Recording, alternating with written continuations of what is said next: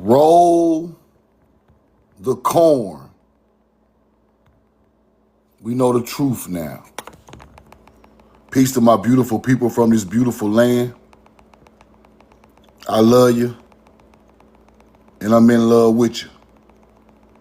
Hit the like button. Hit the share button. Put where you're from and put the corn in the chat.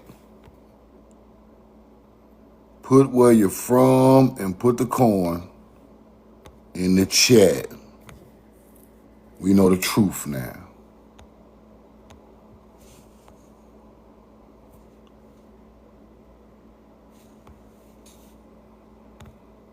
See, can I get my screen together? They do this every day. Roll the corn.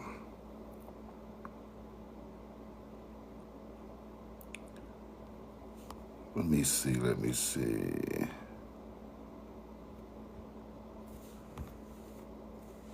Is it up here? Hit the like button, hit the share button, put where you're from, and put the corn in the chat. Let me see.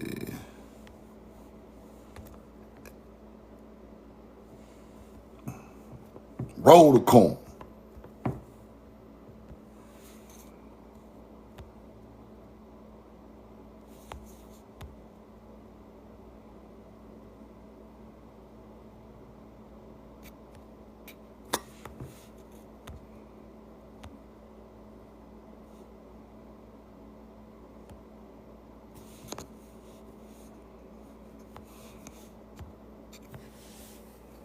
Put where you're from and put the corn in the chat.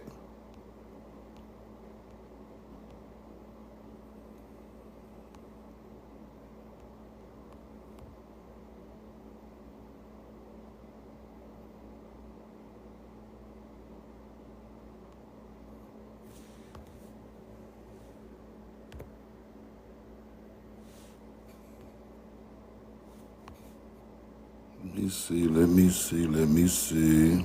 There we go.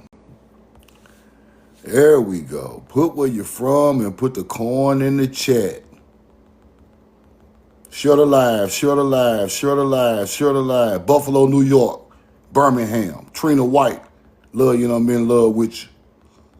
Hit the like button, hit the share button. We know the truth now. Daddy Girl, 601 Jacktown. Stand up, Detroit Aaliyah. What up? Now let me explain something to y'all that a lot of people don't understand. And we talk about this all the time, right? Casey Macon, Carl Macon, what's up? Let me share the live myself. See, can we get Casey in here and Keisha? Roll the corn.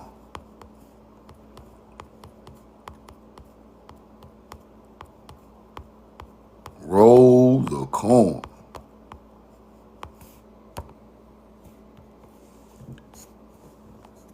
I love you and I'm in love with you. Roll the corn. We know the truth now. Now today, I want my people to understand something that we are overlooking. This is what we overlook, right? We are overlooking. When our people speak of generational curses, right? When our people speak of generational curses, we must understand what starts a generational curse. A lot of people don't understand it. And once you understand what starts a generational curse, then you can go back and straighten out your family's generational curse. Why we poor? Why we in the hood? Why we selling dope? Why we drinking liquor all day? Why we getting high all day? Why? Why are people leaving here early from diseases like cancer, heart attack, strokes? Why is there so much bad spirit coming our way? Why stuff is happening to us that we can't explain? I'm gonna show y'all why first. The first reason is we're not attached to our ancestral land, people. We got away from our ancestral land. Let me show y'all something. Let me show y'all what a generational curse is. Roll the coin. In various spiritual, cultural, sociological frameworks, the loss of ancestral land is frequently cited as the catalyst for generational curses and intergenerational trauma. The loss can sever the vital connection between families' identity and their source of livelihood, leading to cycles of poverty and a dysfunctional family. I know y'all feel it. I know y'all feel it, what I just told y'all. You got to feel it. I feel it. Through every atom in my being, I feel it. Right? Why my family dysfunctional? Why we had to fight our way out of certain poverty situations? The catalyst for that is the loss of your land, your grandmama and them land, your granddaddy land, your uncle land, your auntie land, your mama land. The catalyst is when the land is gone, you can't live off of it no more. We overlook this. We think it's all spiritual. We think it's all, the spirit on the family is generating the curse of a spirit. It's not that. It's not that, people. They come later. It is spiritual to lose the land, but after the land is lost, then the spirituality of it come out. Then you got to find your culture again. Then the social framework of your family is broken. Now they live everywhere. They live everywhere. Motherfuckers up north, Florida, California, Utah, Montana, everybody everywhere. And the connection is loose. The longer we live apart, the farther we live apart, and the longer we live apart, the connection starts to deteriorate. Now you're not even connected to these people no more over time. So your culture, your family structure, all of it is starting to dwindle, people. It starts with the land. It don't just start spiritually with money. It starts with the land. Once the land is gone, they put you in a dysfunctional and impoverished area. Now, when your people lose their land, where do they go? To the inner city. They don't own none of that in the inner city. Now, you can own some in the inner city. You just got to rebuild it yourself. But it was already built for you on your ancestral land. You get it? So by moving from your ancestral land to the inner city, automatically you are going back tens and 20s and hundreds of years just by going to the inner city. By losing everything out there and where your people from. Now, even in Bible traditions, the loss of inheritance of land is a curse, people. This is the curse y'all speaking of. See, you think it's some type of voodoo curse. See, y'all thinking it's voodoo curse, they put the magic on you, they switch the words. No, that ain't the curse. You cannot curse a people who never left their ancestral land. You can't curse them. You can't stop them. I don't care what kind of so-called, all that stuff y'all be talking about, all these different curses of these YT people. Them people can't do nothing to you if you're on your ancestral land. You know why? Let me tell you why. You woke up in the morning. You ain't worried about no bills. You ain't worried about no food. You ain't worried about no river to fish in. You ain't worried about no vehicles. We got tractors, cars. You ain't worried about nothing. You just woke up in peace. Beautiful crops growing outside. Beautiful animals running around. Ain't no hunter-gatherers nowhere in your space. You ain't got to go to work and clock in and talk to them and look at them. You already at peace. Just on the wake up. On the wake up, you at peace. On the wake up, ain't no pressure. On the wake up, ain't no pressure. Let me cook me a little breakfast, go out here and mess with the farm and go fishing, ride my four-wheeler. I might ride down to town or something, come on back. But ain't no pressure. Ain't no pressure. See what I'm saying? I got catfish and pan trout in the river. I can go fishing. I can pull crops out the field, make me some vegetables, fruits. And I'm out of there. Hold on, y'all. Roll the corn. Put the corn in the chat. Put the corn in the chat. Put the corn in the chat.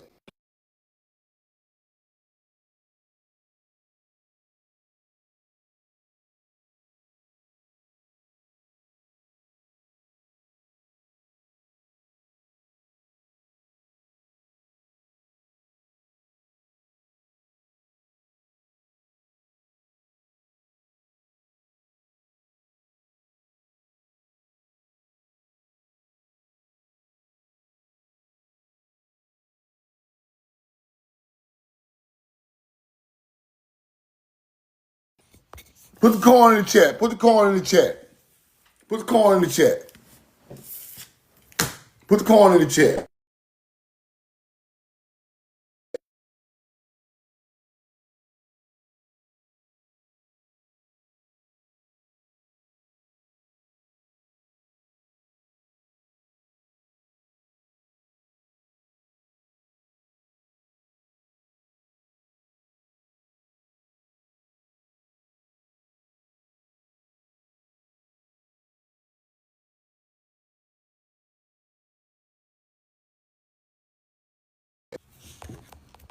Put the corn in the chat. Put the corn in the chat. Put the corn in the chat. Put the corn in the chat. Put the corn in the chat. Solid. What's up, brother? Y'all hear me? We good? Corn two, corn two, corn two. Danielle, what's up? Now, by losing the ancestral land, right? It's the catalyst. The catalyst means this is what starts the generational curse. The catalyst is what makes it blow up. The catalyst is what makes it happen. The catalyst for generational curses is the land, the loss of land, people. Ain't no way around it. They want to make everything always a spiritual curse.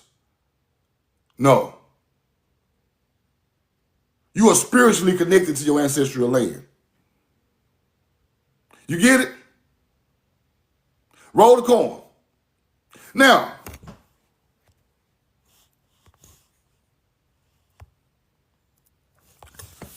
melanated farmers in the southeast of America alone since 1920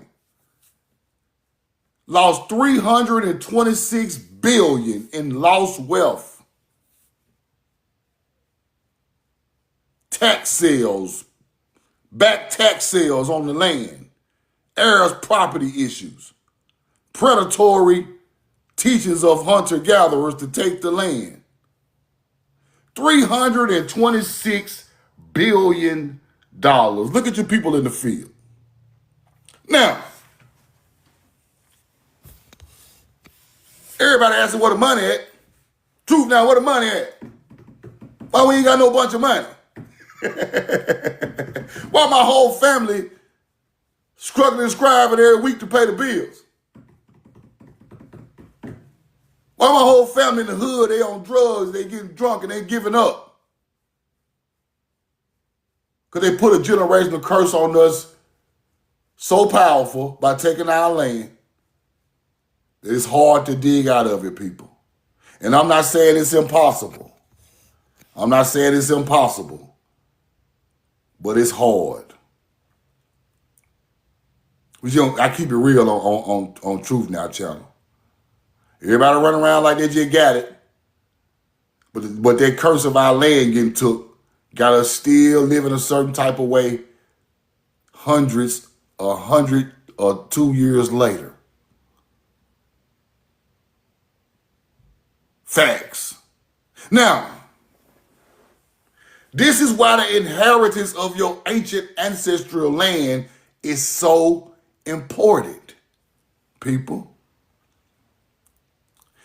If you born and your great grandma say, we know the truth, this farm is worth $3 million a year. When I pass away, I'm gonna give it to you. You already got houses, lakes, boats, cars, tractors, trailers. You got everything you need, son. I can leave here in peace because I know what I'm finna pass down this inheritance to my descendant will take care of them like it took care of me. And I'm gonna teach you how to take care of it. That kills 95% of the worries on the planet, people. Instead of a generational curse, that's divine generational power then.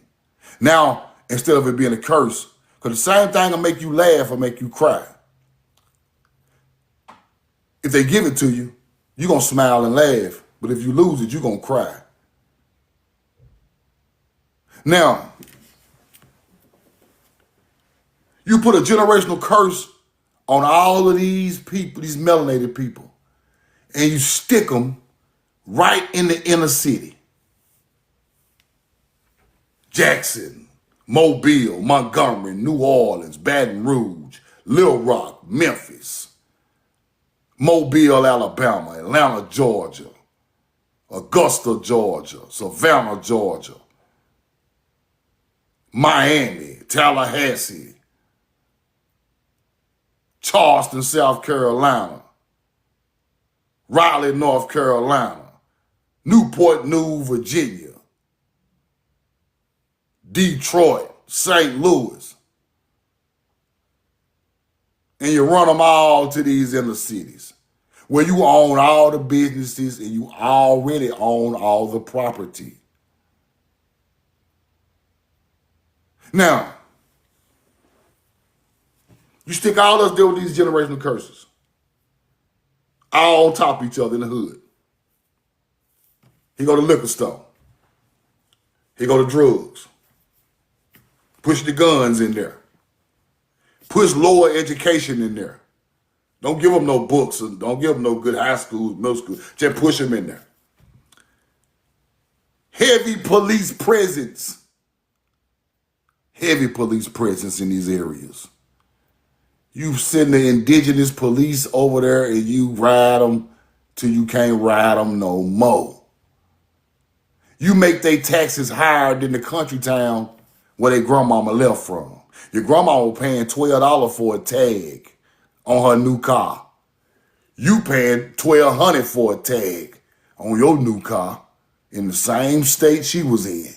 But you in the inner city, so it's high taxed. The tax on the houses go up in the inner city.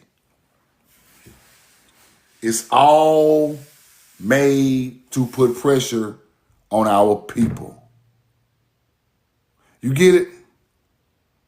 So now, that generational curse takes on a heavy burden because now, instead of living off the land living off you. And the land living off you is paying other people for your livelihood and working for their companies. That's the generational curse, people. That's why it's not easily broken. I heard a rapper say this. I ain't gonna mention his name, but I heard a rapper say this. Him getting money breaks the generational curse. No, it doesn't. You're still not knowledgeable. See, knowledge is power. Your money don't break the curse. What you do with the money breaks the curse. Now, if you take that money and say, damn, Record label gave me $5 million. Lil Boosie broke the generational curse. He's the perfect example. Lil Boosie broke the curse on his family, people. I don't care what y'all say about him. I don't give a fuck what y'all talking about. I love Lil Boosie. I grew up listening to him. Lil Boosie broke the generational curse. You know why? His family don't have to worry about where they are fin to go and pay nobody else ever again if they keep that land in Georgia, where he built all these houses up for all his kids. He built his mom a new house. See, that's breaking the generational curse. Him just buying them cars, giving them money, and balling out, and that ain't no breaking no curse. He got a whole lake out there full of fish for his people. That's breaking a curse, people. Because his child knows if all goes wrong, I can go back up to my daddy's house and go to sleep in peace. I ain't got to sleep in no car. I ain't got to sleep in no regular hotel or apartment in danger. I can go sleep right up in my daddy's house on that beautiful land in Georgia. See, he broke a curse with that. That's what I'm trying to do, right?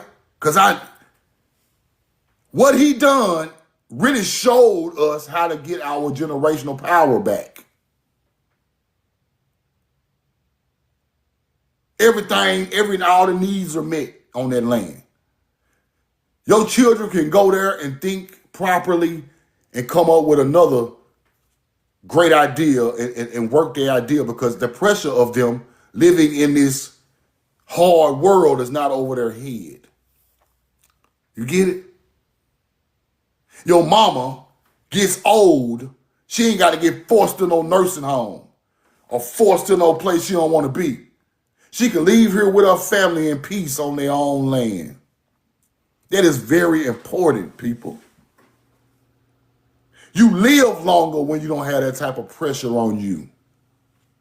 It's a fact. You live a healthier life. Roll the corn. Now, since 1910, 90% of black-owned farmland has been lost. 90%, people. That puts us as the people at the bottom of the totem pole economically, automatically. It ain't your job. It ain't none of that other stuff you think it is. You automatically drop 90% 110, 15 years ago. You got to build yourself back up through the 90. That might take 100 years of your family generation to build back up through the 90. But this is a setback. It's a setback, people. They knew what they was doing. Let me move them off of their land so we can jump right into their prosperity. Right? We're going to call them freedmen. Them ain't no damn freedmen. Them the indigenous people of the land. They ain't no damn Chickasaw freedmen, no Choctaw Creek freedmen. That's the real Chickasaw, the real Choctaw, the real Creek. Native Americans are a part of the government who tried to act like they enslaved us. Them not the real people from this land. This happened to mostly all of our families, people. That's why I keep telling people, quit going by what the federal government tells you. It's all a misdirection to keep you away from your ancestral land. They know this, we don't. Let's go back real quick before I move on. Let me show you this again. Roll the corn. The loss of ancestral land, catalyst for generational curses. Now, if I lead you to Oklahoma with a land patent that ain't got nothing to do with your real ancestral land, you still lost. You can talk all the shit you want to talk on these lies about these land patents and all that. But if I lead you to a land that ain't got nothing to do with the real ancestral land, it's still a trick move. It's still a hustle. It's still It's still a finesse move. You get it? Oh, your land patent up there in Oklahoma. Nigga, my great-grandma ain't from no damn Oklahoma. What a land that she had down there in the SIP, nigga.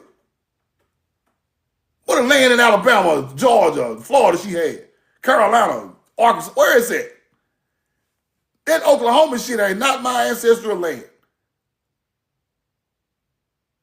Oh, y'all land patting that off to the white people, huh? Oh, okay. Okay. Now I see the move. I see the move now. But we got smart-ass people trying to teach land patting all day. You can't be that smart. I don't look up to you. I don't even like you. I don't like you. You know why? Because you misinform and you lying to your people. You think you're kicking knowledge. Go get the land patents. You think you're smart, but you really a dummy. Don't nobody want that shit. Who want this shit? Not me. The generational curse still there. You take me to a barren land that ain't got nothing to do with me, the generational curse still there. All you did was waste my time going through paperwork looking for some fake shit. Looking for some shit that the federal government forced me to go to.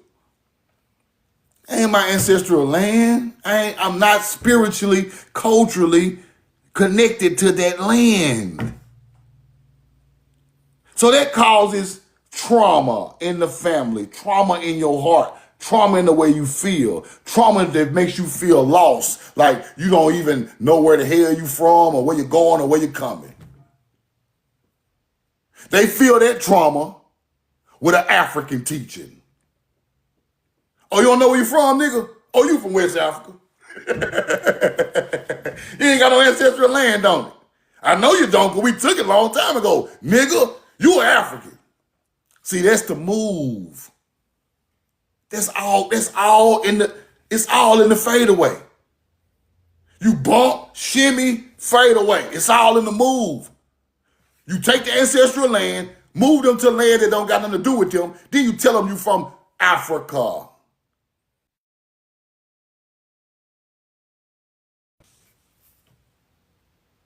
Put a 2 in the chat. Put a 2 in the chat. Put a 2 in the chat. 2, 2, 2, 2. Y'all hear me? We good? We good? That's the move, right? Now let's go back.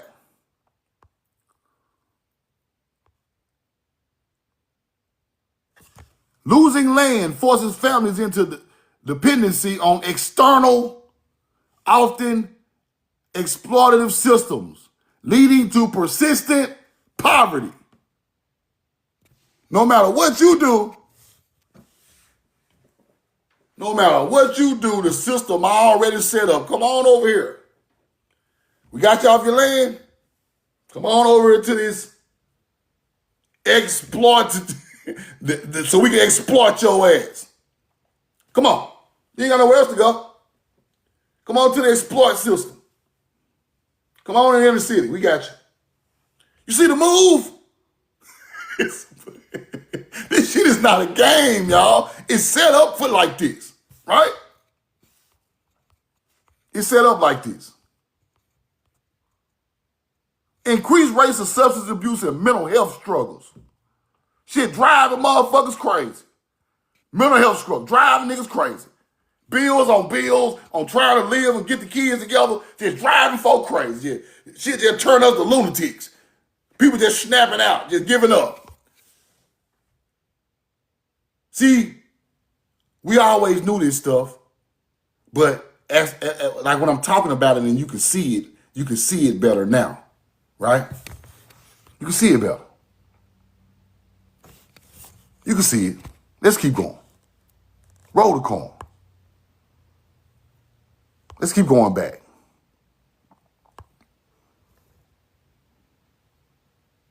Now let's go into this, because I want to show y'all something else.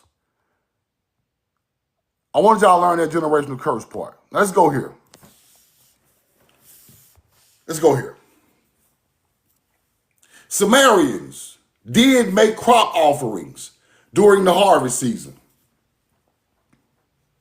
So y'all trying to tell me the aliens made crop offerings during the harvest season, just like the damn American Indian. You hunter-gatherers. Now y'all gonna try to tell us these supernatural beings gave crops back to the earth, just like American Indians. I know who these people are. Let's keep going. Let me just give it to you in a simple teaching.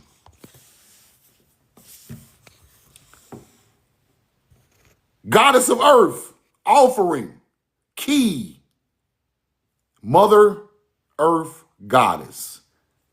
It's all reworded, but it's the same exact thing the American Indian is doing. The Mother Goddess, the representation of Earth, offerings back to her during the harvest. This is the same thing American Indians done. I'm going to show you a culture that you can't deny. I'm going to show you a real culture of people you can't deny. You see what they did, right? Key, Earth, Mother Earth, offering back, Sumerians. Let's keep going. Ancient Egyptians, offering to the earth during the harvest. Ain't that the same culture? Do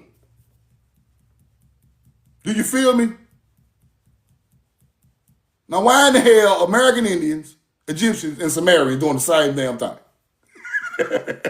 Let's keep going. Mound builders, Mississippians, what they do, truth? Agriculture offering to the earth. One of these cultures is the mother culture of all this shit. They want to tell you they distant, they ain't got nothing to do with each other, they are lie. One of these cultures is the mother culture. One of them, all of them can't be the mother culture. Somebody had to teach somebody something going down through history. Right? People so used to saying Kemet. People don't even understand Kemet comes from this culture. Kemet is not a separate place in Africa. Kemet come from this culture. What do you think was done on the Nile River? I mean, on the Tigris and Euphrates River? Kemet. What do you think was done on the Mississippi River? Kemet. What do you think was done on the Nile River? Kemet.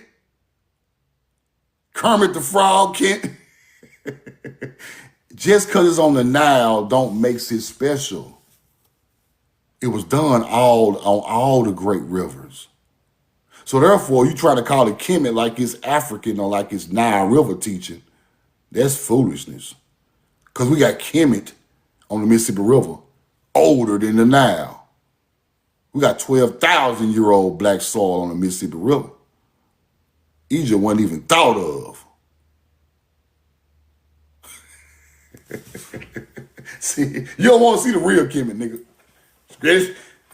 Them Egyptologists people talk to y'all about that. Now, Mississippian culture. Offering to the earth harvest season, just like the Sumerian, just like the Egyptian. Let's keep going. Canaanites. First fruits of the harvest to the deities, so-called agriculture deities. This is when biblical stuff comes about. That's where they get that from. They say they worship Baal and Ashereth. But all it was the same going back to the earth, turned into a deity of Baal. The master agriculturalist, master builder, stuff like that. Fertility for the land, vineyards, and livestock.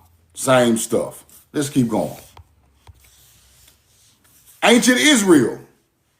First harvest, central religious and agricultural practice known as Bikurim. This is when it comes going back into holy time, back into biblical times. Now, instead of the earth, they give you what? Gratitude to who? Instead of earth, they give you gratitude to who, people? This is when it started to switch. After we took this over there and it turned into another style of teaching. This is when it switched to this. I just gotta tell you how it is, bro. I just gotta tell you the truth.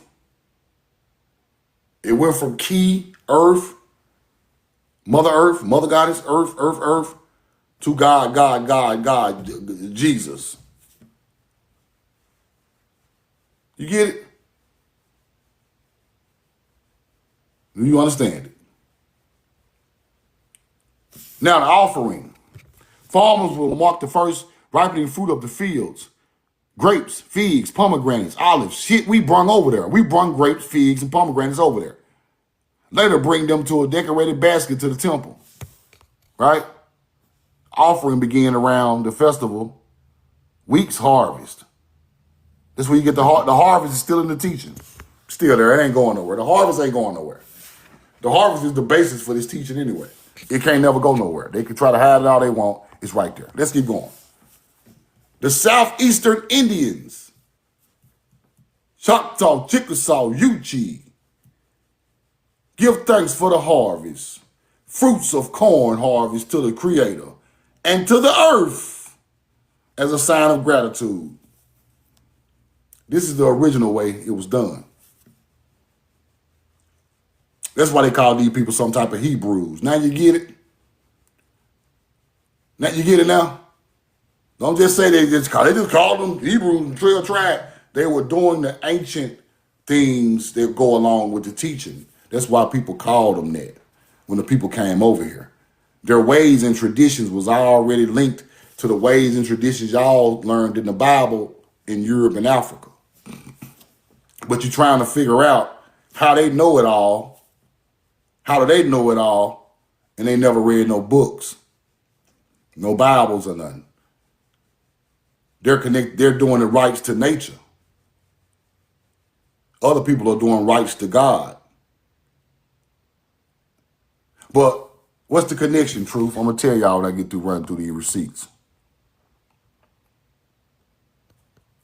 Now, the offering of crops to the earth was a widespread, connected, and deeply rooted practice among ancient agricultural cultures across the globe.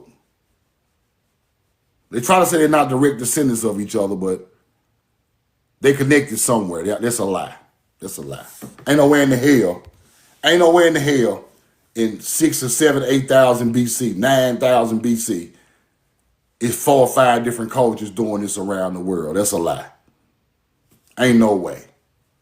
Ain't no way 4 or 5 different cultures around the world know all the stars, know all the crops, the seeds, how to irrigate the river. Ain't no way. It's too old of a time. It's only one bloodline doing this. And they traveling while they doing it. It's only one area of people doing it. That's Timeri culture. Our culture was going around. So don't let them people out of you and say different. Sumerians ain't got nothing to do with Egyptians. Egyptians ain't got nothing to do with American Indians. That's a lie. Lies. If my people could tell you 12 zodiacs for in every summer solstice and autumn equinox popping up, they can build a boat. If I can sit here and tell you all the stars they're gonna pop out during the year, you think they can't build a boat? They already are sharp and advanced, people. People they don't want to tell you. Timeric culture was sharp and advanced already. It was already sharp. They were building pyramids and mounds and land with stars before Africa ever thought about a star, before Europe ever thought about a star. So therefore, when you learn the stars first, you can travel the world first. Because you can map the stars out to get where you're going on the oceans. You get it?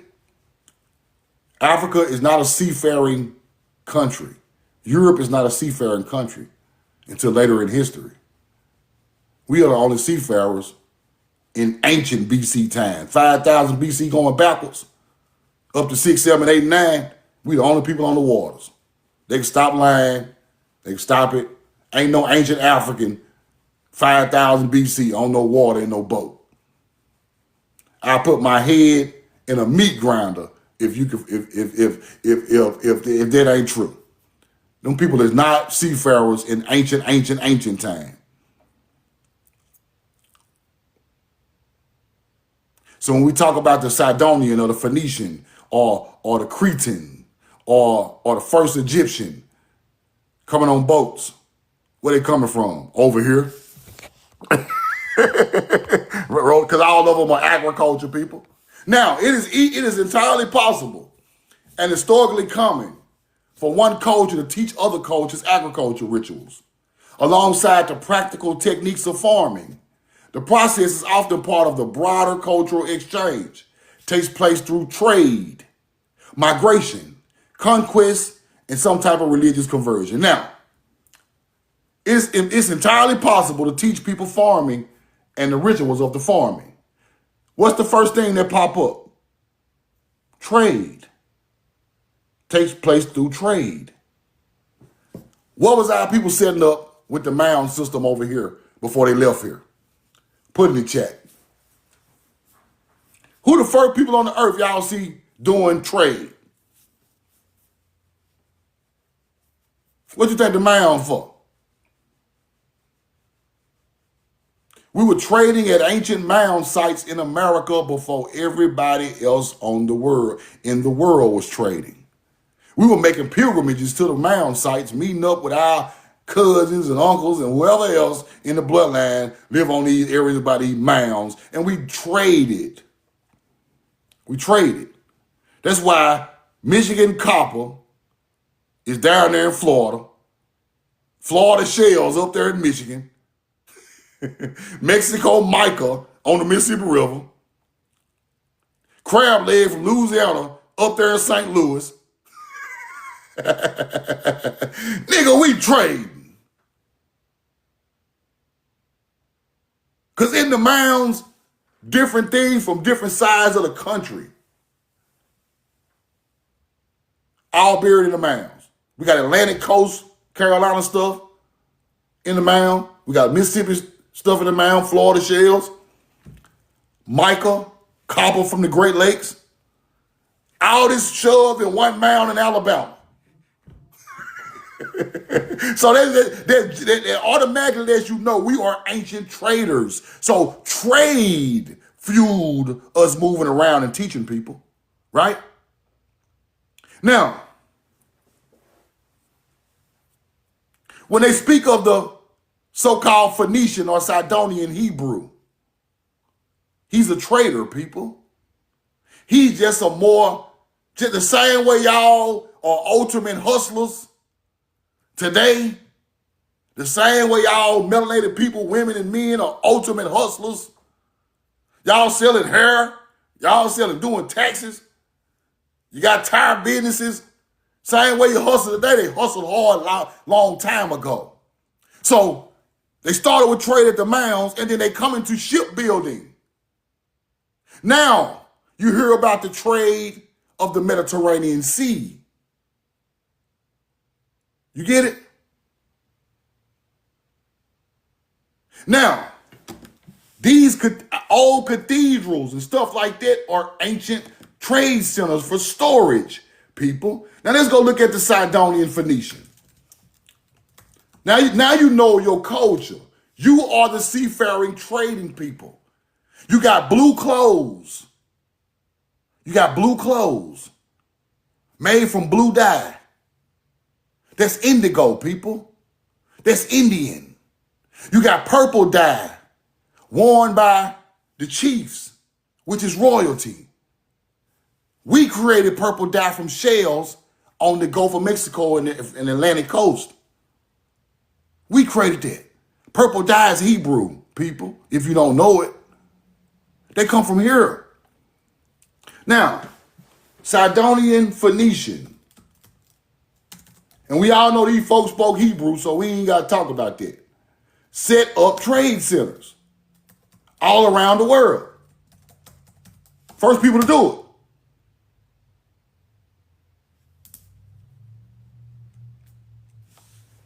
Let me show you. Now we get Sidon or Phoenicia. Phoenicians. Vast maritime trade networks across the Mediterranean Sea. Sidonian merchants. established trade posts, way stations, colonies to secure raw materials. That means they're holding stuff and selling it, such as metals, timber, luxury goods, and to create new markets for their manufactured products. Now,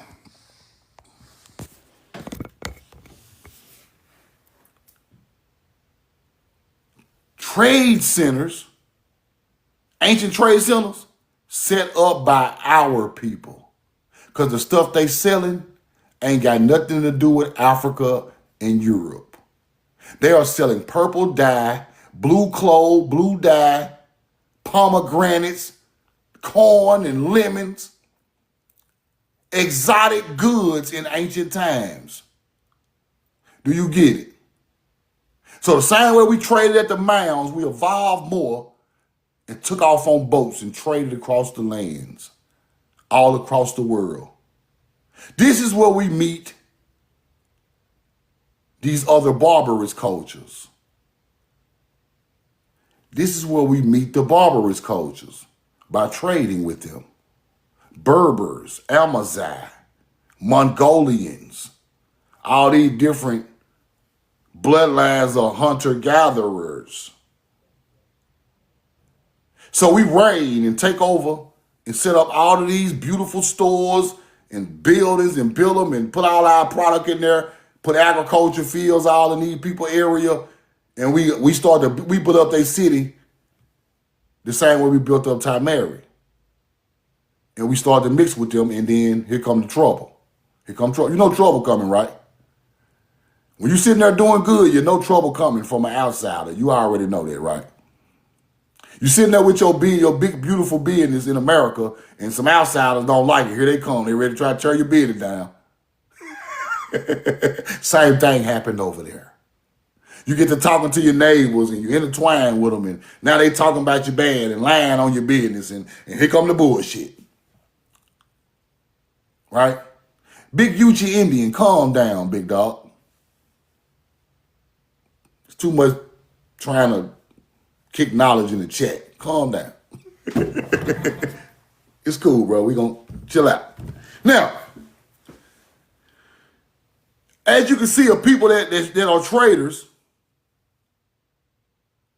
right, are moving around the world setting up shop. Now, when I research Sidon or Phoenicians moving around the world, I find artifacts in Brazil. I find artifacts in the southeast of America. And it says, we are the Sidonians from Sidon.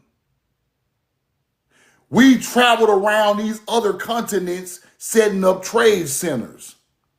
So why am I finding the Phoenician or Sidonian artifacts in Brazil and South America and in the southeast of America talking about setting up trade centers on different continents? Because they from here, people.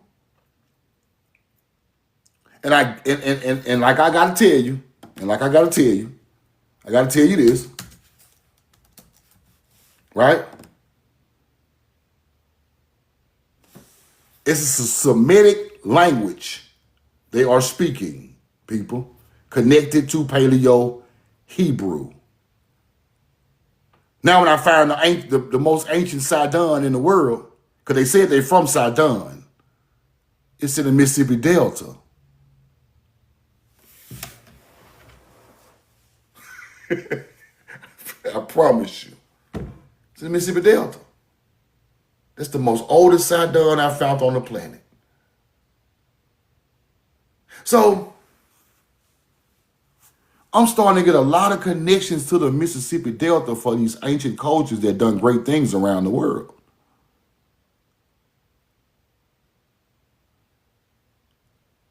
And I'm going to put this stuff together all in my book. But let's keep going. I'm going to put it all together for you, right in the book. Where I was at. Canaanites, ancient Israel. Let me see where we was at.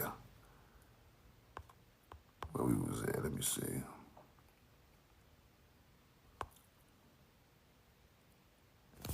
Innovations in agriculture, such as new crops, irrigation methods, frequently spread along trade routes. like the Silk Road. Now, where's the Silk Road? You got to know this stuff now. This is how your people get around the world and build all these damn civilizations.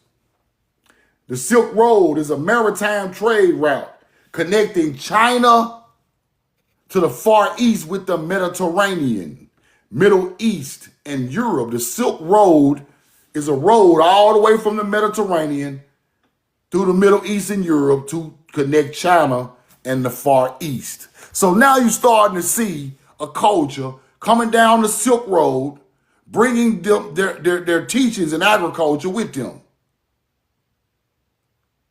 You get it? Now when I research that some more, I find out the Sinite,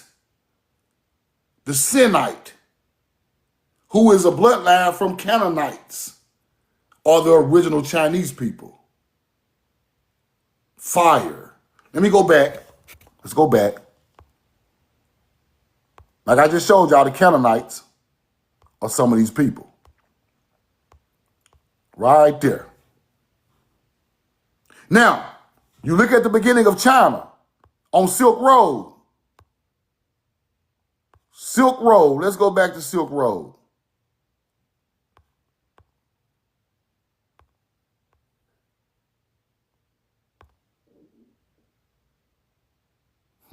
Earth. Damn, I lost the receipt. Hold on.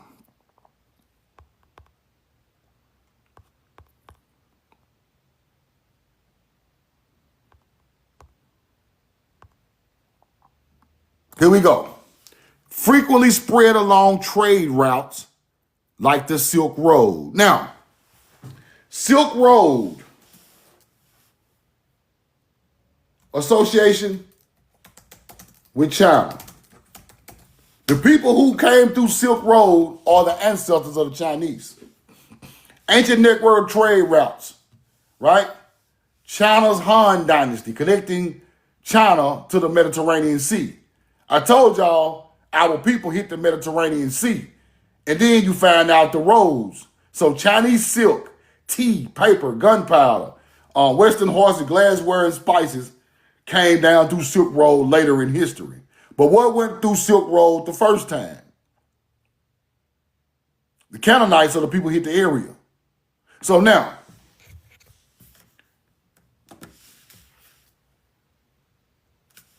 where did they get their original culture from?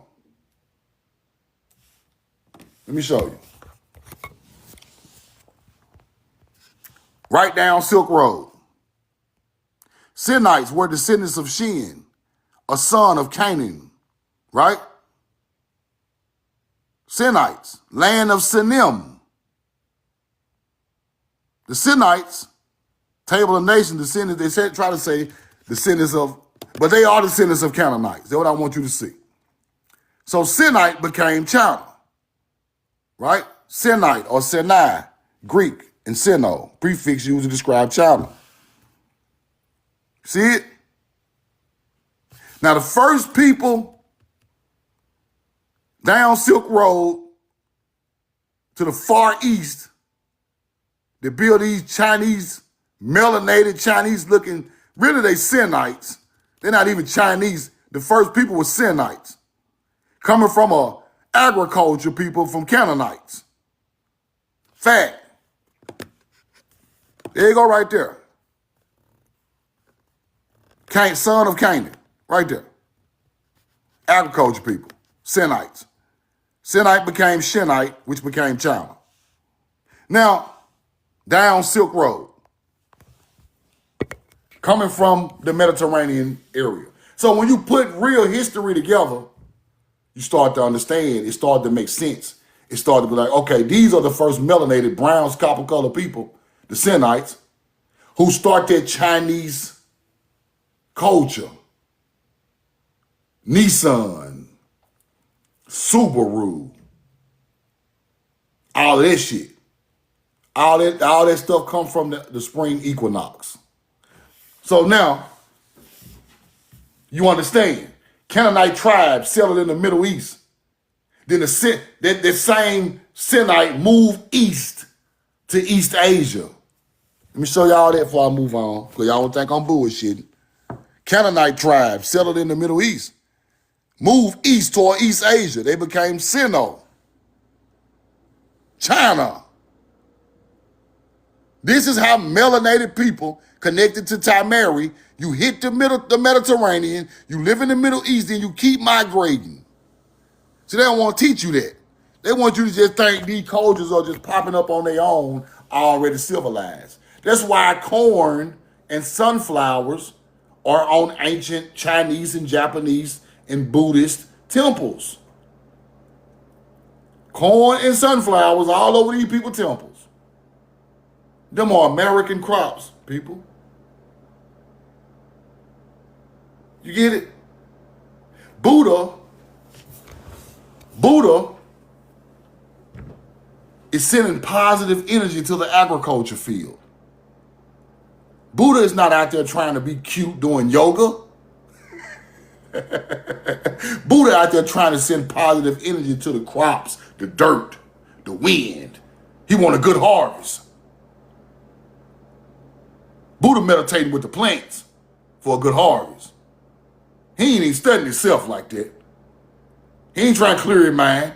He know exactly what he's trying to do. The real original meditation in the field come from sending positive energy, vibrations through your body to the dirt and to the crops to have a good harvest. Go read about it.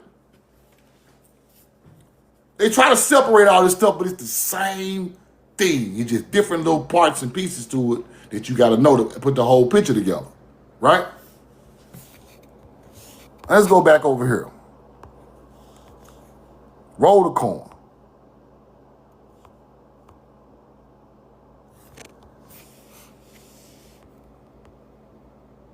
Now, as farming populations migrate, the Bantu expansion in Africa, they move into new regions, bringing the specific farming techniques, related rituals which are adapted to local populations. Now, I ain't gonna get into that Africa, so I had to do that Africa thing a whole nother time.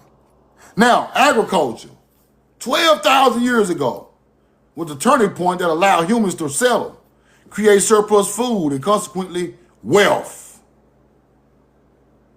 See how your ancient history go right into your new history? For niggas who think this shit don't matter, I just be on here talking, boy, this matter. You forgot your ancient history. Then it goes into your new history. But y'all care about their wealth though, don't you? This is when your eyes buck, right? But your ancestors had already left abundance and wealth for you in the form of ancestral land. You get it?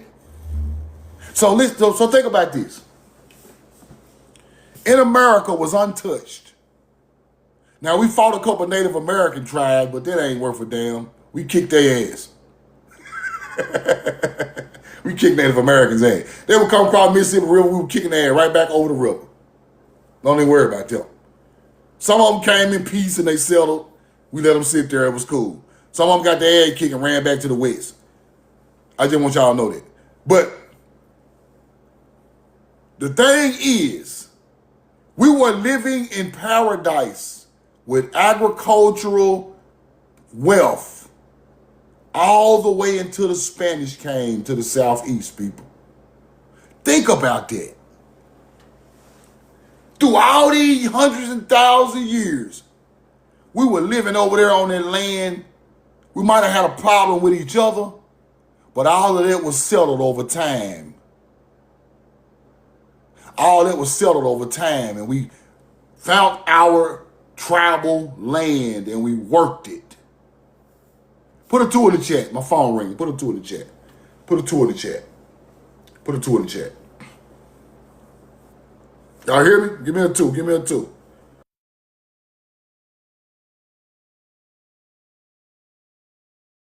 Put the 2 in the chat. 2 in the chat. 2 in the chat. 2 in the chat. 2 in the chat. 2 in the chat. We good? We good? We good? We good? Now, imagine your people living in peace and harmony with nature, self-sufficient, all the way up to 500 years ago. 500 years ago now. We were the last people on the planet living in peace and harmony. Egypt was fucked up. Samaria, Mesopotamia was fucked up. Europe was fucked up. China was fucked up. All them damn Haughty tribes and Genghis Khan killing and raping everybody. Every other place in the world fucked up. I hate to talk like that, but I gotta give it to you raw. We over here cold chilling. Motherfucker like that. Pass me the tobacco, man. Give me the hemp. Let me hit the hemp. Let me hit the tobacco. Give me a plate of that catfish and some corn and some greens. Give me some of that cornbread, man. Come on. We over here eating in peace. River blue. Gulf of Mexico, beautiful. Florida is beautiful. California is beautiful. South Carolina, the Gullah Islands is beautiful. The Mississippi River, beautiful. The Chattahoochee River, beautiful. The Ogeechee River is beautiful. The Ocgeechee River is beautiful. The Great Lakes are, oh my God, the Great Lakes is beautiful. The Colorado River is beautiful. We got limestone cities with the biggest, most beautiful buildings on the face of the earth. All over this motherfucker. We got castles and mounds of ancestors and ain't nobody at war. And here come the hunter-gatherers. Here they come. You go from that to selling dope in the hood, shooting at your own cousin. I just gotta tell you the way it is, bro. And all them damn beautiful land and all these crops, and it's a national park now. It's downtown now. It's agriculture field where the rich ass elite YT people live at now. You trying to, I hope I get a house like that one day. Yo, people own a house like that. We got niggas riding my house. I hope I can get me a mansion look like these people's house. That might be your damn land.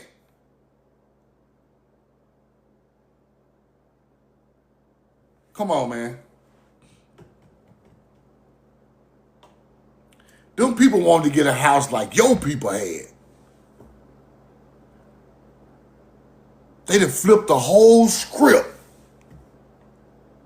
Them houses sitting in the middle of that plantation, they were Big Mama and them house. That wasn't the plantation on the house, nigga. You think them hunter-gatherer came over here and built up their agriculture field and built up their big-ass house with them columns on it? You got to be lost your mind. You let them people teach you that slavery story. Their house was took in war or trickery, people. That's our shit. Who you think out there eating all them crops before they got their ass over here? Yo, people, that crop field ain't there for nothing. Them people didn't build no cotton fields and no corn and tobacco field. That was already here. You think that nobody live out there by that shit?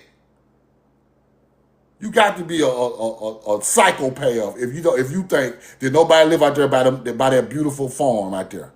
You got to be out your damn mind. If you say that it's just strictly a slave area, why the mounds out there then? Why the mounds out there on the plantation? Y'all better start going to read about them mounds on the plantation. Plantation Mound, Louisiana. Plantation Mound, Mississippi. Why the mound out there on the plantation? They don't go together, right?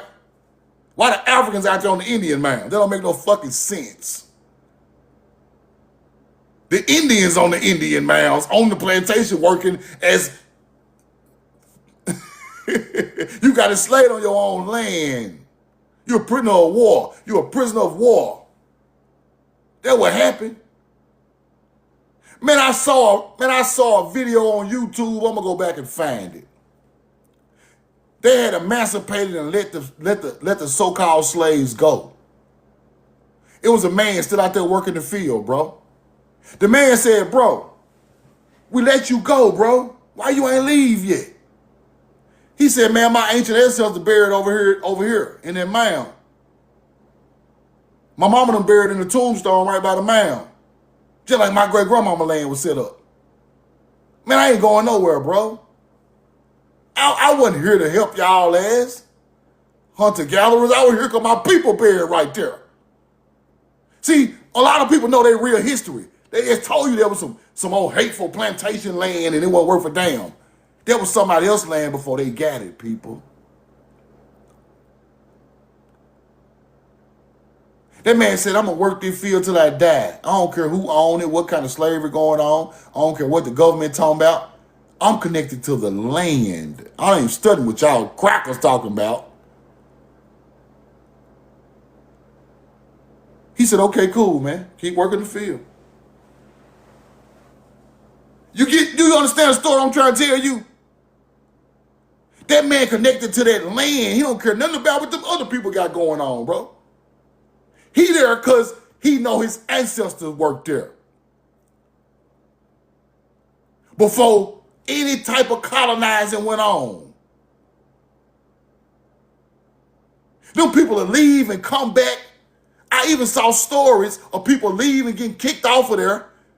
And when they die, they wrote in their will, take me back to their plantation where that mound and my people there to bury me right there.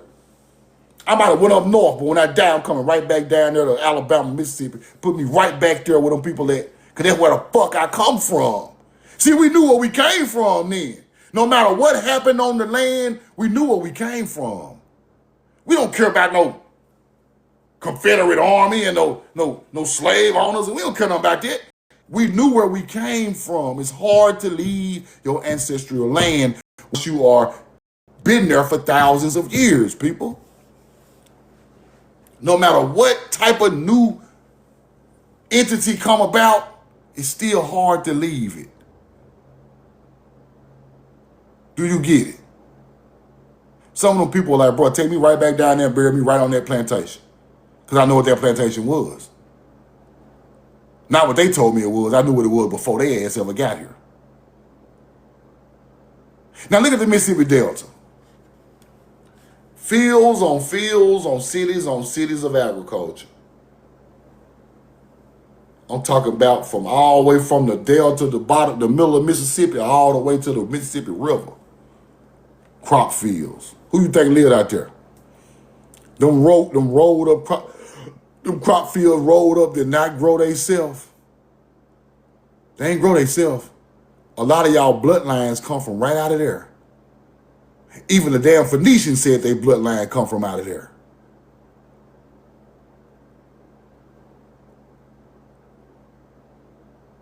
The Queen of England took a lot of that land and made a whole lot of money off of it. Why does the Queen of England want land in the Mississippi Delta?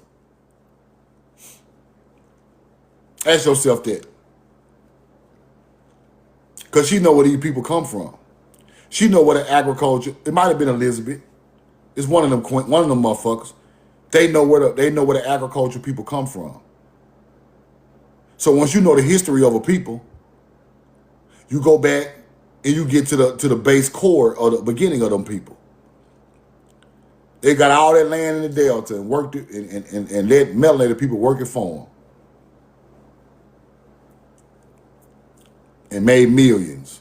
Then when the land started drying up and people got tired of living out there because y'all done worked them to death, they sold it. But what you don't understand is wealth comes first from land, people. Wealth comes from land first. It don't come from your job, your rap career, none of that. Ancient wealth come from land. The Queen of England and them are rich off agriculture from ancient land, people. You get it? Then they run the city-state. Right? Spicy oil came a little later. But in ancient times, land is wealth. Abundance of land is wealth. You can sell those crops and take care of your family and feed them off ancient land. So what makes a king and a queen in these other countries? You must know that. What makes a king of France? What makes a king of Scotland? What makes a king of Spain? In the old days. The land, people. You ain't no king, you ain't got no damn agricultural land. You're not abundant. We not fucking with you. See, we think it's gold and diamonds and all this beautiful jewelry. It's not that. The land got that for them. The land made money for them to have money for conquest of their conquistadors. Right? So you got to understand how the world worked before all this worldly monetary stuff went on, right?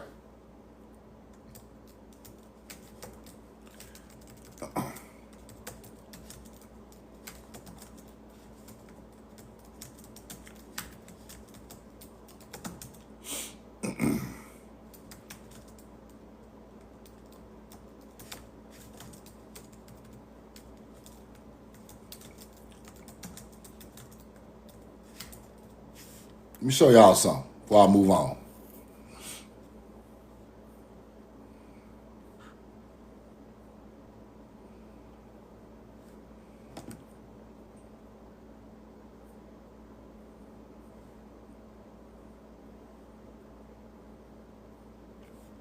Hold on.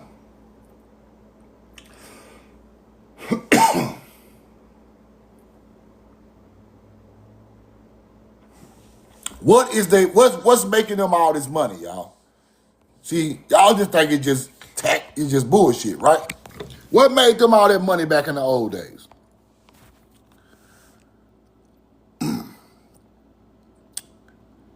They owned the land and the property, which meant they controlled one of the most consistently valuable and reliable sources of income. Land.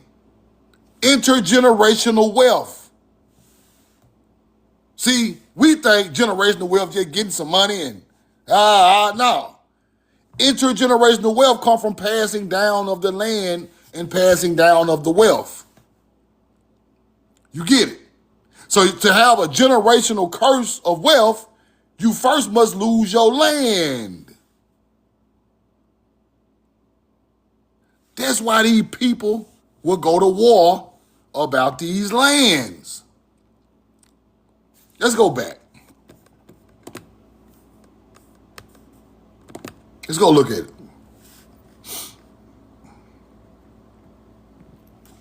Kings and queens of England have historically derived and continue to derive a significant portion of their wealth from land ownership, agricultural rents, and more recently, commercial property management.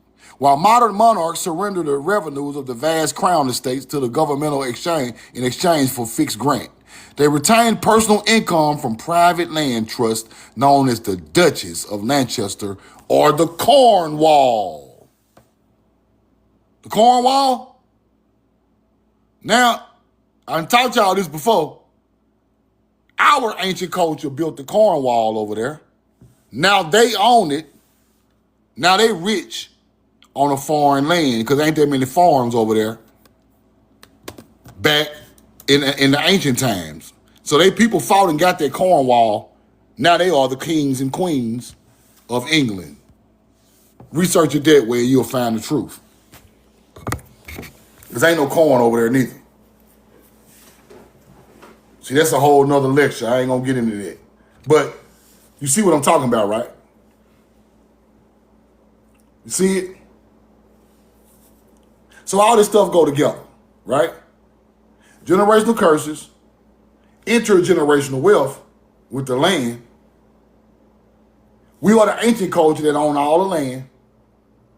When we lose all the land, they come up. Now they're the big dogs. So stop thinking the generational curse got something to do with a job or you making money or none of that. But to break that, you gotta put your people back on some type of generational land. Intergenerational land that's gonna get passed down in the trust. That's the way to break a generational curse. Can't break it with just no money and no job. That ain't enough. Because when you leave this planet, you can't work your job no more. And that little money you got, your kids gonna run through that. So that ain't gonna be enough. To break that curse, you must make your people self-sufficient. Lil Boosie, shout out to Lil Boosie. This is what he done. And I got to tip my hat to that. That's the first step. Then you move into the other steps.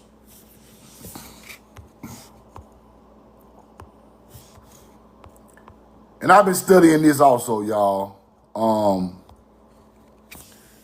This is talking about the mound builders. Going all the way into the Atlantean story. I think I might do the rest of this tomorrow. But I want y'all to look at some of the stuff that this book got. The book is called The Origin of the Mound Builders. See it? Origin of the Mound Builders. And it's talking about all these different cultures. The snake symbol is in Egypt, right? Greece, Assyria, among the Celts. It's showing that a culture is moving around building different things. Mound builder works covering 2 square miles containing walls, pyramids, circles, and turrets, which in our day, which machinery and horsepower would require many thousand men, many months to perform. And I wanted to show y'all something about, if I can find it quick. I'm going to go over this tomorrow because it's a lot. But I want to show y'all what they say about the mounds and the pyramids. It's fire. Let me see, can I find it? Let me see. Probably up in here somewhere.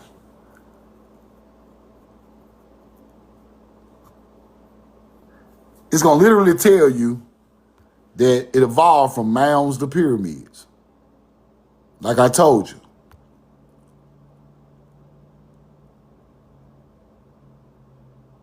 Now, this is interesting right here. The Mayas of Yucatan, according to their traditions, first arrived there 793 BC from Tulapam. We don't know where Tulapam was. Hunter-gatherers don't know where Tula at. Down Tulapam. Didn't I tell y'all Tula was the key to break the code to this shit? And this before I even seen this receipt. I told y'all Tula was the code. Tula is the pyramids in Mexico with the Atlantean statues, right? The Mayans say they come from Tulapam. Tulapam. Interesting.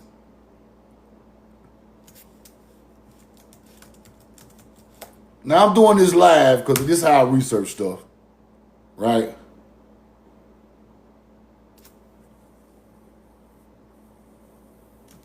Hold on, let me see something.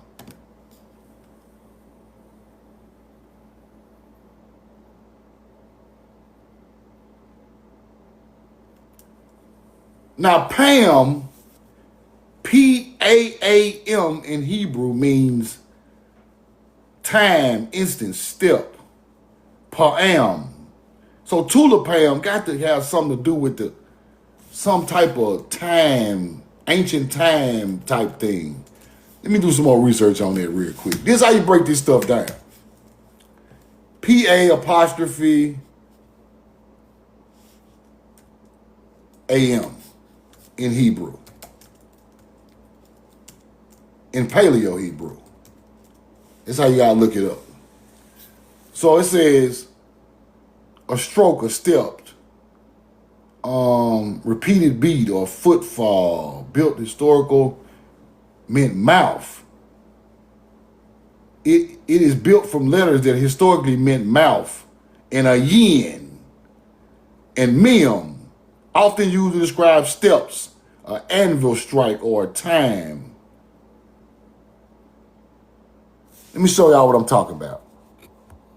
Now, tulipam, right? Now, Pam, this is how you spell it in Hebrew. When you put pay like the mouth of the river, a yin, and then you put mem, you make Pam.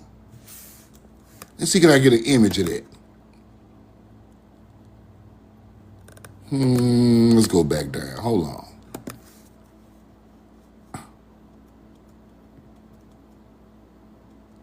Combined Pam evokes an imaginary or repetitive action, stroke, step, viewed over a period of time. Tulipam.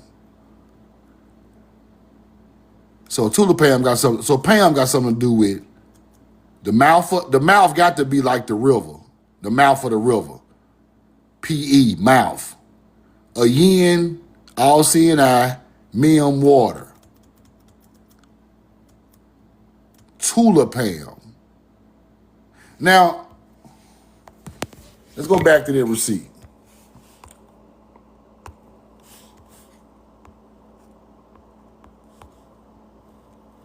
What is it?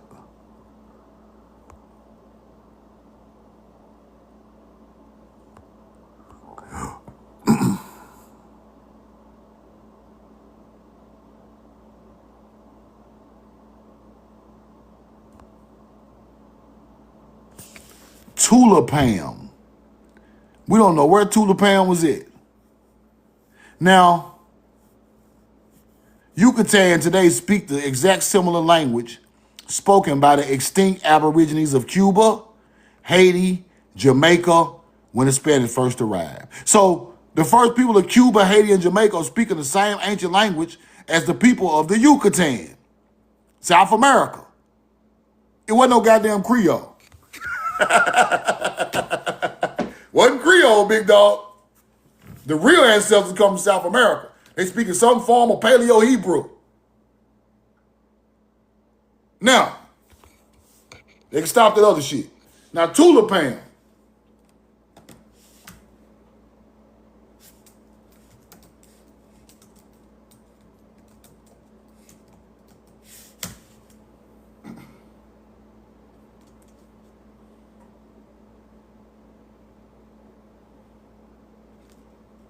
Now, we know Tula come from Tola, right? We know Tula come from Tola. So on the old maps, we got to go with Arkansas, people. Some form of Arkansas. Because Tula on the map in Arkansas. So the Mayans told me they come from Tulipam. It got to have something to do with the Toltec mounds. It got to. Ain't no way around it. They try to make this stuff like it come from overseas, but they don't know where this stuff come from. But it got to come from here. It got to come from here, people. From Tula. Right there. Tulipam. See that? Up there by the top of the red right there. Tula.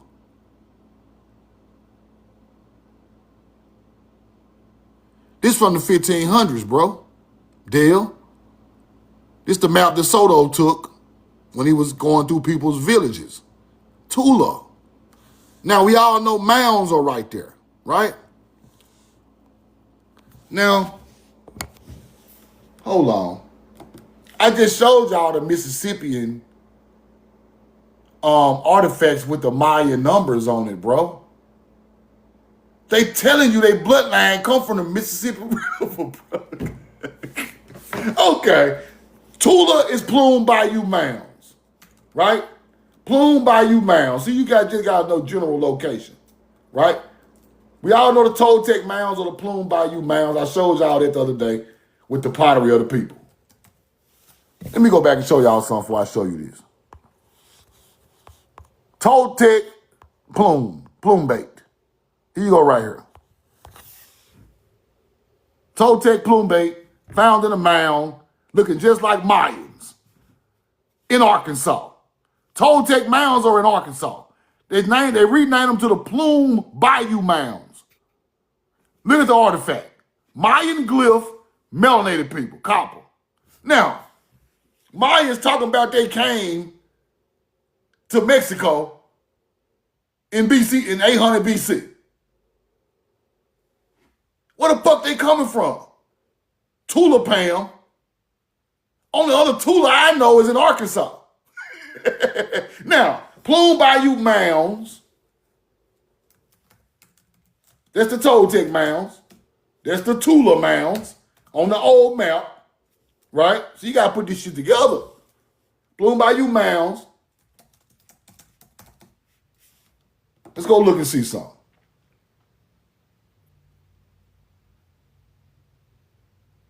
Now, look where the motherfucker is. Now, look where Plume Bayou Mounds is. Look where it's at now. Look where it's at. Lower Mississippi River Valley.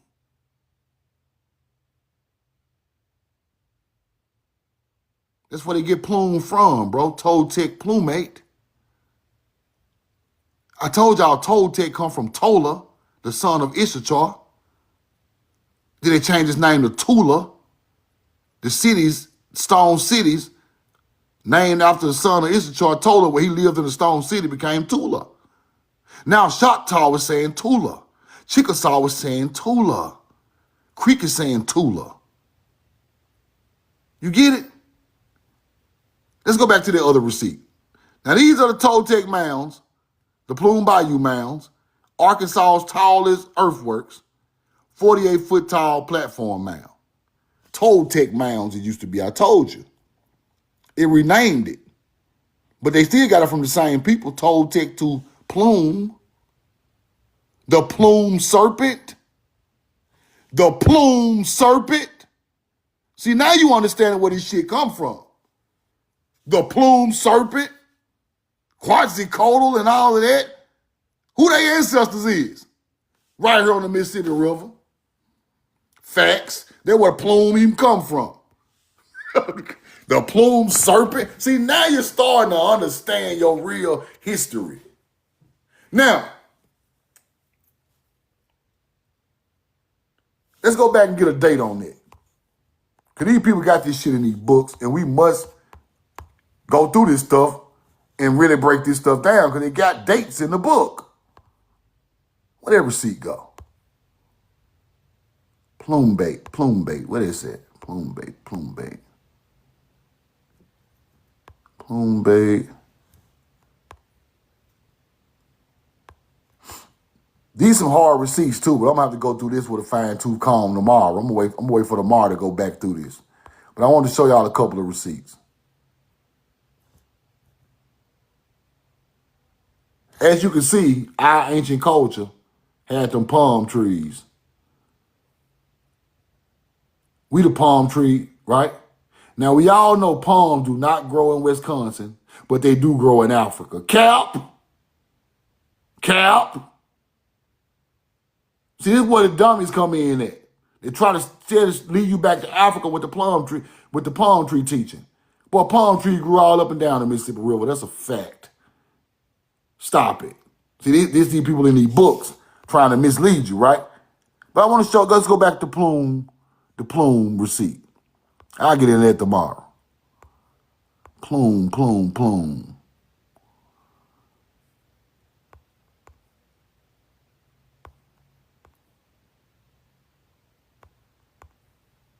Here we go. The Mayan of Yucatan, according to their traditions, first arrived there from 793 BC from Tulapam. Now,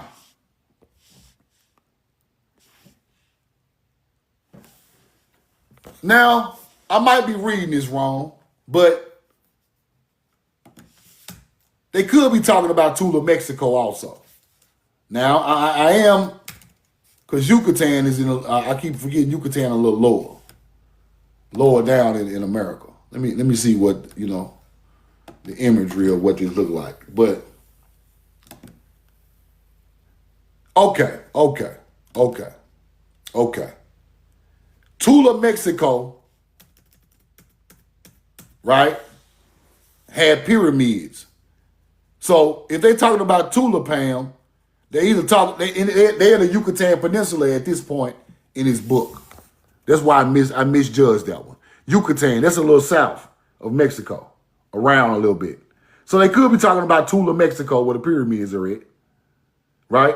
But I still connect that to Tula, Arkansas, because of the artifacts from Tula, Arkansas. Then you get the Tula, Mexico pyramids. Then they move into the Yucatan once people started to come to the Tula, Mexico area, and then kept going south. So I got to look at that a whole other way because it said Yucatan Peninsula. Okay. That's in this area right here. So by that time, the Maya was there. Right? Tula, Mexico right here. But when I trace Tula, Mexico people back, it goes to the Mississippi River right there, where the mounds, the Toltec mounds is. So it's looking like a migration south. After people keep coming in from this direction, messing with people, they keep moving south. And these people look just like Mayans. And like I keep showing y'all, on the Mississippi River, Mississippian with the Mayan numerals. Those are Mayan numbers up there on the top left of their pottery. So the key to this information is, right, who is older? Where is the first people to start these teachings, right?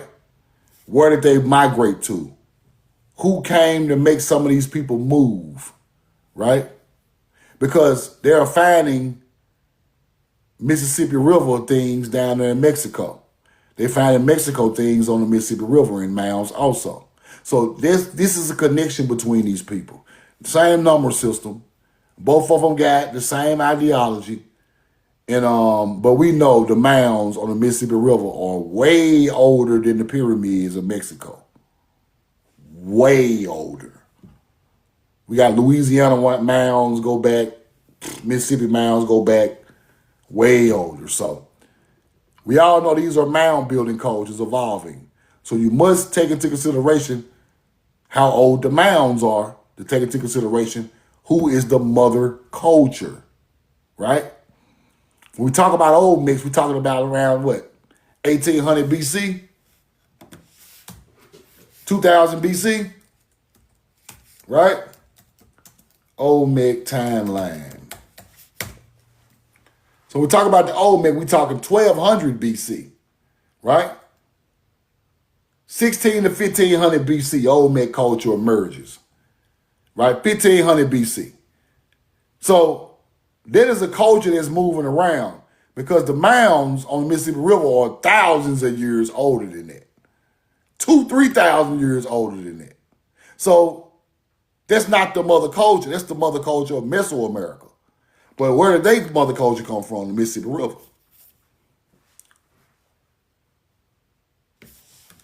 Right?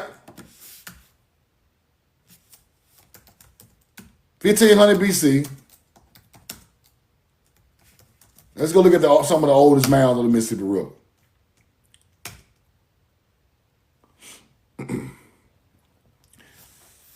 Now, the mounds on LSU campus started getting built 11,000 years ago, people. Then they got other mounds that are 6,000 years old. So let's take the 6,000 year old mound on the Mississippi River. That's 4,000 BC. Olmecs are 1,500 BC. You see what I'm saying? That would make them 2,500 years older than the Olmecs. This is their mother culture. That's the only way you can decipher this stuff with with artifacts. You see what I'm saying? So now we go 11,000 years. That's 9,000 BC. It's 9,000 BC. That's considerably older than old Mexican Mayans, right? But they try to teach us that the Mayan culture is the mother culture. It's not. Nowhere near it. Old Mex nowhere near the beginning. Right? We all know the mounds come from creation stories of our people. So if we got mounds 11,000 years old, it's older than everywhere else in the world, people. And that mound aligned with stars, too. Don't get it fucked up. Them mounds 11,000 years old aligned with stars. Somebody knew astrology that long ago. No, they ain't just out there just no big hunk of dirt. They align with Arcturus and Aldebaran and all that stuff. Go look it up. So whoever put that mound on the LSU campus, right, knew astrology over 10,000 years ago. Egypt ain't that old. Samaria is not that old. Nowhere is that old. With no astrology on the ground. Right there on LSU Tiger, Baton Rouge, Louisiana. So what they teach us? We are the mother culture. Once I use dates and archaeological sites and the way people are living and what's going on, right? We the mother culture. Because the same way that mound is aligned in LSU, the same way that mound is aligned in LSU, there's a God in Egypt right now. It's a God in Egypt. Later down the line, it became a god to other cultures. So somebody had to teach them that. We are the Semitic people. We took this knowledge around the world. We went to South America and got on boats and went to the Mediterranean Sea and done all of that. Right? Because when I go look at these people are copper colored. Semitic, copper colored people.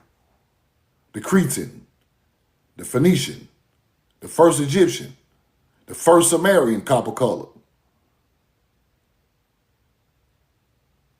Mayans, Olmecs, all copper colored people. They're not black like Africans. They got copper colored skin. It said in the old book, Shem was the copper colored people who built the first pyramids. Shem is Semitic people. So now you gotta look at this thing a whole nother way.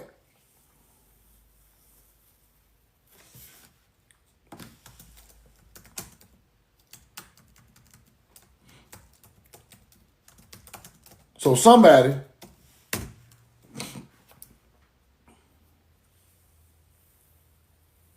is aligned with Arcturus. Indigenous people aligned the mounds of LSU with the star Arcturus. 8.5 east of true north at the time. While the base of the mound 11,000 years ago, they were built in layers over 1,000 years with a completion around 6. They completed the mound around 6,000 years ago. They started at 11,000 years ago. It was aligned with Arcturus, right?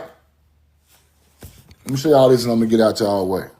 It was aligned with Arcturus, the mounds on LSU campus, right? Now this is ancient astrology in America on the Mississippi River. Aligned with Arcturus. See it? LSU campus. It stopped at 6,000 years ago. They started 11,000 years ago. The beginning. It's before every other culture on the face of the earth. Way before Egypt. Egypt wasn't even thought about that long ago. That's 9,000 BC.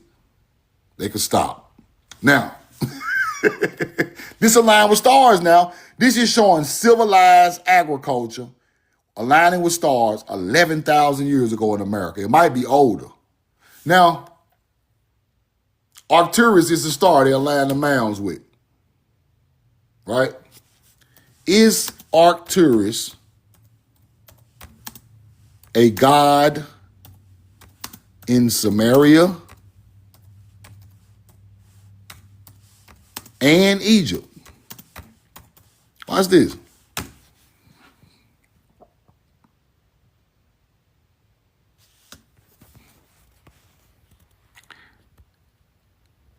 Both were highly significant in their astronomies and myths, where it was associated with specific divine powers and celestial entities.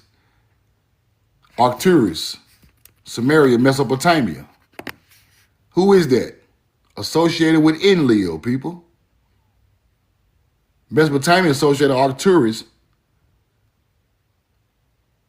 with Enlil, the plowman, the lord of the god, deity of the wind, storms, and earth. Keeper of the north. When they say he's the keeper of the north, northern hemisphere. Northern in the sky, right? Egypt. Butes contains Arcturus, associated with the goddess Isis. So in Egypt, it's associated with Isis. In Samaria, it's associated with Enlil. So ask yourself these questions. If somebody in America built a mound aligned with Arcturus thousands of years before Samaria and Egypt, who the mother culture? Because Arcturus became gods in these other people's culture. Now y'all see the way I see it. So I got to explain it in a certain way so you can understand what I'm trying to tell you. I ain't just out here just trying to talk to y'all about no bullshit. I'm trying to tell y'all the truth. I see the most ancient star alignment of these people's gods later on down the line right in our backyard. You can't debunk it. So now, when I go through the literature and I see that the flood happens, now there's knowledge on y'all land. Sumerians talked about the flood happening and they came to their land. Egypt talking about the flood story on the walls of the Eber papyrus in the Edfu text. So now you understand that somebody is coming on boats bringing this knowledge to different places around the world. Where they come from? They got to come from here. Because that's the oldest star alignment teaching that they are using on the planet right there in the Mississippi, off the Mississippi River. It's just that simple. I believe hunter-gatherers knew this, but they just can't let it be known that all of the civilized cultures in ancient history that built up all the new cultures come from here. They don't want nobody to know that. Then I keep researching. And I start to find cuneiform all in South America, right? So these languages that they say are Sumerian languages, I start to find them in South America. Now I'm like, whoa, like now I can put all the pieces together in my book, right? Because I understand what y'all trying to do. Y'all are hiding the cultures. Where they ever see that?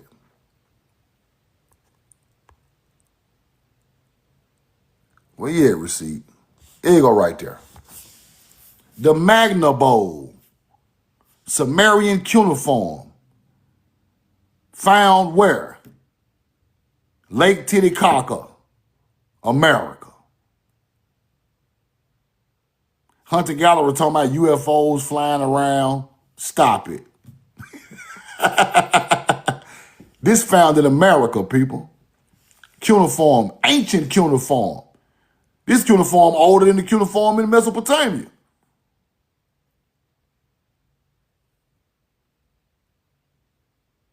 Our people were writing that language over here, people.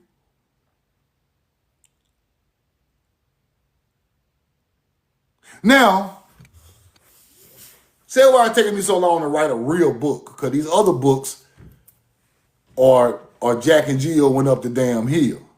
The other books trash. Now, I ain't gonna say that. Rashad Poet got a beautiful book. Buy Rashad Poet book. But these other books, trash. All I can do is light a fire and try to stay warm off the motherfucker.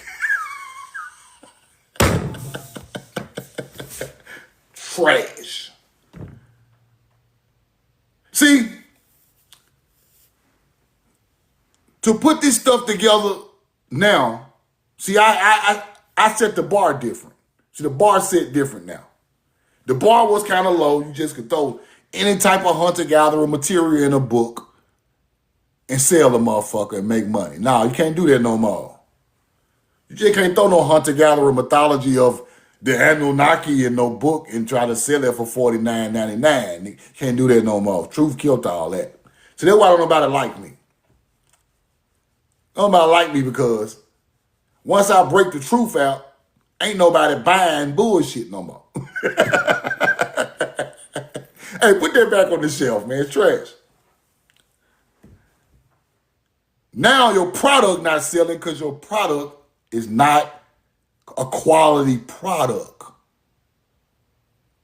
Your product are Payless flip-flops. They're going to tell they're not good. It's not a good product, bro. The product is threw together for monetary value. It's not threw together to teach your people the complete truth. It's threw together to rush out a product to sell. You think I don't know the difference between quality and quantity, nigga? I know the difference. Like Jay-Z said, you can't sell us that shit. We know the prices, nigga. We know the prices. You can't sell us no bullshit. See, the bar has raised on information. So now you got to show the people. If you water down, you out of there. If you water down or you lying or you lose or you using YT people's mythology, you out of there. It's a new day.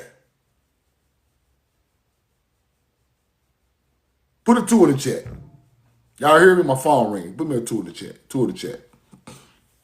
2 in the chat. 2 in the chat. 2 in the chat. 2 in the chat. Y'all hear me? Y'all got me? Now,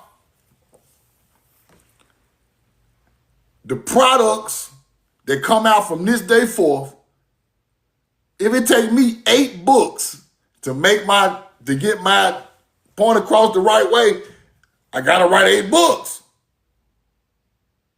But I'm not just finna shove no fat ass letters in no book and give you no picture of the bowl and give it to you for $50. No, hell no. It ain't about the money. See, everybody trying to make money, bro. Everybody want to make money. It ain't about the money, bro. The money always lower the vibration, bro.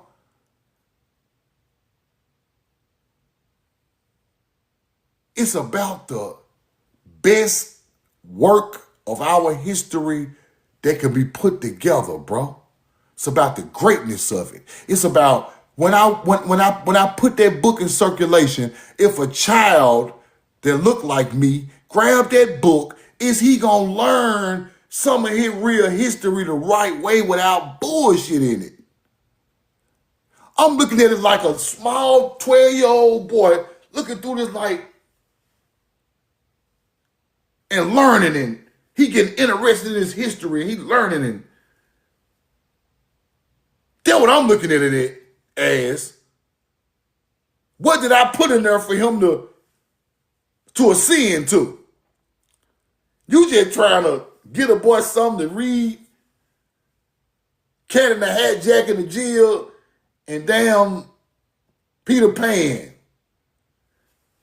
We could have got him a Peter Pan book for that. Roll the coin. Are we Atlanteans? Then what you got to write about?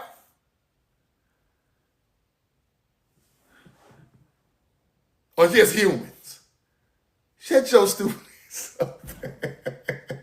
I'm glad I ain't writing no book with you, you hunter-gatherer. I'm so glad that's the ancestor made that fall out. I'm glad I didn't put my name nowhere near that shit. You teaching mythology. You had your head on some shit some white folks talking about. No, I'm going to teach this from an ancestral standpoint.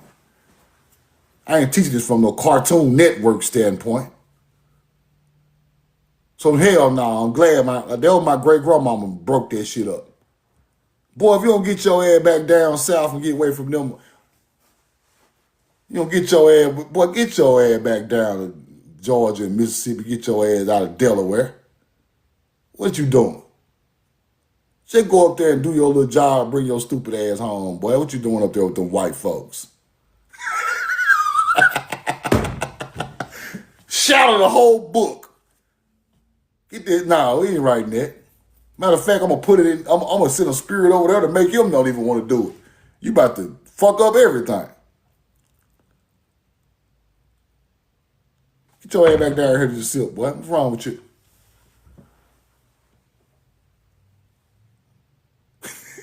Shit funny as hell. But it's the truth though, bro. So now,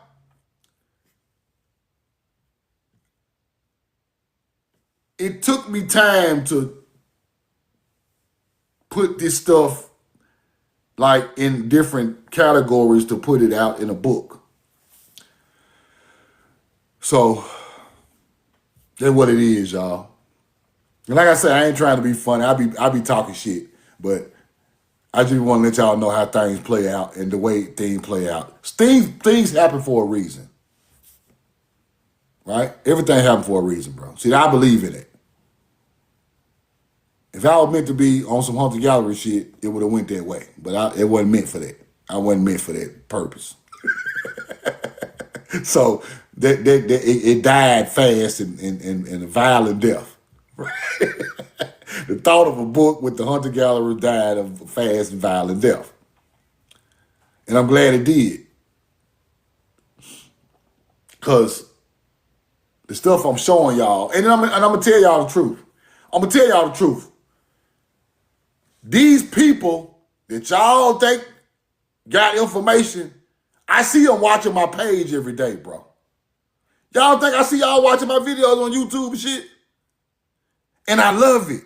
I'm not trying to be cocky, no ego or nothing. But y'all on there learning, bro. I'm talking about big names. Yeah. Yeah, not. Yeah, the people up there, they watching my video. Video might have 1,200 views, but he in there. Big name, I'm talking about big so-called super intelligent, so-called, they in there, bro. All of them. They act like they don't know me, bro. But I see y'all names on my YouTube roll watching these videos. Don't think I don't see you. I see you, bro. And I'm not mad. All I'm saying is, don't act like I don't exist. Don't act like these boys ain't getting no information off my page, bro. I don't even watch a lot of this stuff. Now, some of this stuff on YouTube I do watch because it has real artifacts in the teaching. Now, I love real artifacts. So if you showing real artifacts, I'm watching your shit. L-I-N-Y. Well, there I keep screaming about L-I-N-Y. L-I-N-Y put them artifacts on his page. Truth Now was on there like a kid. This is fire, L-I-N-Y. When y'all showing them old ancient buildings on your page, I'm watching it. I'm on it. Like, some of this stuff is so amazing that you cannot go around it. Like, L-I-N-Y be in all the museums. I'm watching his whole page. Because the artifacts that he are showing, we don't see normally, right? I'm a fan. You just keep dropping artifact Truth Now on your page. I'm biting you. I'm screenshotting your pictures, L-I-N-Y. Because I see what I supposed to, what he's doing on his page is so monumental because we don't see this stuff every day. And so, and when I know what I'm looking at, I got to say something or comment or like it or shoot them a DM because we need people that put this type of stuff up every day, like travel and do this stuff. And I admired it. So y'all follow LINY. I admired it because I want to do that, but I just ain't got the time to always go to all the museums and all the places. But I love to see it on the timeline. Right? So if you got Artifact Truth on your page, and I'm going to tell you I'm on your page, because it's not about trying to hide and try to get information and hide your face, then come out and put the information back out like it's yours. That's not what this is about. This is about learning from your own culture and people, no matter who taught you that. Respect them and tell them that you watch their stuff. Respect them and tell them. I'm cool. This is how I'm going to do it. Because ain't nothing to hide, bro. This is ancestral information, not mine. Same way they should feel about me getting it, and they're getting it from them. But these same Moorish, Islamic, African teachers, all them type of guys, Egyptologists, they own my page, y'all. And the day they act like they want to say something that they not, I already got them loaded in my, I'm the receipt God. When I see a receipt, it got to go into the receipt bank. So don't never come out here and say that you don't even know who I am or you ain't never studied nothing. No, you on there watching it. Hours of it. Because some of this stuff ain't never been touched on. Some of that stuff I be talking about has never been touched on, people. I've been asking people lately about what type of information do they want to learn about. Something we think about that don't nobody touch on. See, I like information like that. A lot of people touch on the same stuff every day. We're Indian. Here go the land patent. Here go my genealogy. That's cool. Where is the information that we don't understand and that we don't get enough of? Or that's what I be wanting y'all to tell me in my DM. We missing a lot of stuff by staying on the same lane, right? We got to start switching lanes. Because all these lanes come back to us anyway. So,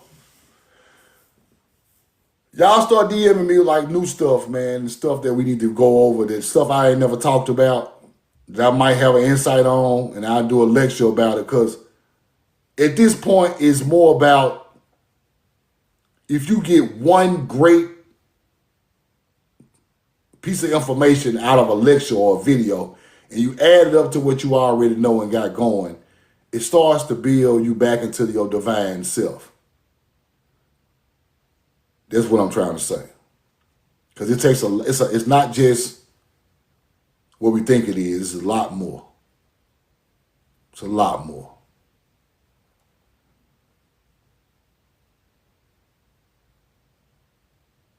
It's a lot more. It's a lot of information I be thinking of and I be forgetting about to even put it out. But it's so much, y'all. That's why I don't understand why people lie and make up a lot of stuff. Because we got a real history out here, right? Real people, real history, real people. We ain't got to make up no mythology to teach about our people's history.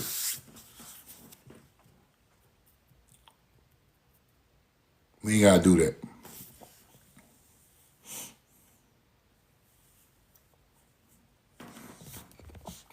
Roll the corn. We don't got to do that. But tomorrow, I'm going to go over these receipts right here. And they powerful. So if y'all get a chance today, look over the book, The Origin of the Mound Builders. And I'm going to go through, it's a lot of receipts in here that go along with culture. It's kind of showing you where the cultures are coming from, what it mean. They ain't gonna give it to you straight out, but you got to decipher through it. But this is an amazing book, and I got a lot of receipts in it. That's why I was trying to show y'all Tula from the Mayans. But this talks about the mounds, right? Turning into pyramids. It's fire. Ohio contained 10,000, plainly indicate that there was a capital of the mound builders' empire. A number of these are conical mounds, and the bones of charcoal indicate they try to have sacrificial mounds, but that ain't no sacrificial mound. We used to burn corn out there. You burn corn at these mounds during the solstices. You giving it back to the earth. And this what the people don't know. So they try to make, just because there was always a fire spot in these areas, they try to make it a sacrificial spot for humans. But there was actually burning crops. The first crop gave back to the earth. You burn it.